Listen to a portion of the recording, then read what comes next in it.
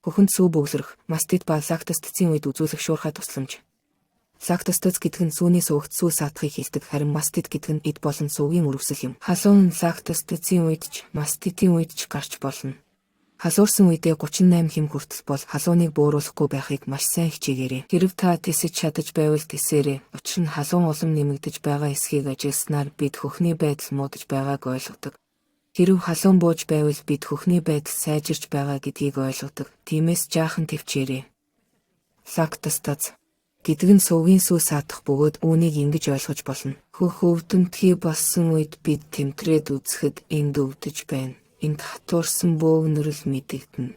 Мөн өвдөлтийн хязгаар нь тодорхой байдаг. Энд өвдөлт мэдрэгдэхгүй. Мастит гэдэг нь эд болон сувгийн үрвсэл бөгөөд тэнд бөөгнөрөл байдаг. Заримдаа хатуу. Тэгтээ ихэвчлэн желий шиг зөөлөн мөн өвдөлтийн хязгаар тодорхойгүй байдаг. Тэгвэл мастит эсвэл лактостацийн үед яах ёстой вэ? Нэгдүгээрт бид хавн үсгэхгүй байх, эсвэл гарсан бол түүнийг бууруулах хэрэгтэй. Мөн бид илсэг хийх ёстой. Ийм тарааж буй хөдөлгөөнөөр илсэг хийснээр хавнг бууруулна. Бүйтэн жин тавих хэрэгтэй.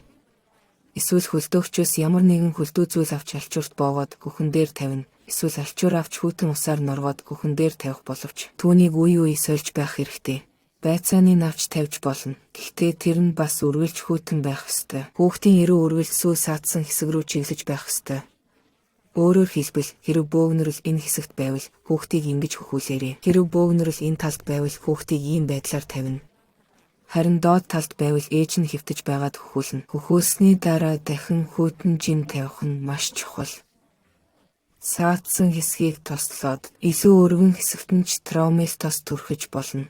Энэ тос нь хөхөөр хоололттой зэрэгцэн хэрэглэхэд зохимжтой хавнг бууруулж өрөвслээс сэргийлдэг. Маш чухал дүрэн бол хоёр хөхийг ээлжилж хөхүүлэх явдал. Бид яаж хийх вэ? Эрүүл хөхийг мартаж огт болохгүй. Хэрэв баруун хөхөнд сааталтай бол хүүхдийг баруун хөхөнд хөхүүлээд бүрэн хоосортол саана. Хэрэв зүүн хөхөөр хооллох ээлж ирсэн бол эхлээд баруун хөхөнд 2-3 минут хөхүүлээд дараа нь бүрэн хэмжээгээр зүүн хөхөөр хооллоно. Энд даруй хүүтэн жин тавина.